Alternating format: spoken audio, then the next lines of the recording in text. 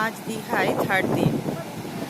আজকেই বাড়ি চলে যাব, তাই সকালবেলায় একটু সকাল সকাল উঠেছি, উঠে সমুদ্রের কাছে চলে এসেছি। এই যে সমুদ্র আর সূর্য, এই যে সূর্য মামা উঁকি দিচ্ছে।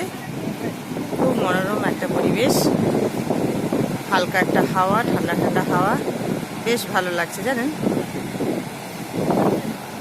এই যে লোকজনও অনেক চলে এসছে, দেখুন কি সুন্দর লাগছে সূর্যের আলোটা যখন সমুদ্রের উপর পড়ছে, খুবই সুন্দর একটা দৃশ্য। আর চলে যাব, মনটা একটু খারাপ লাগছে, কিন্তু বাড়িতে যেতেই হবে, কাল থেকে অফিস। খুবই ভালো লাগছে। এই যে ডাব নিয়ে যাচ্ছে, একটু পরে একটু ডাব খাবো। আজকে আর জলে নামবো না, কারণ একটু পরেই বাড়ি চলে যাব, তো একটু ব্রেকফাস্ট করবো, করেই বাড়ি চলে যাবো।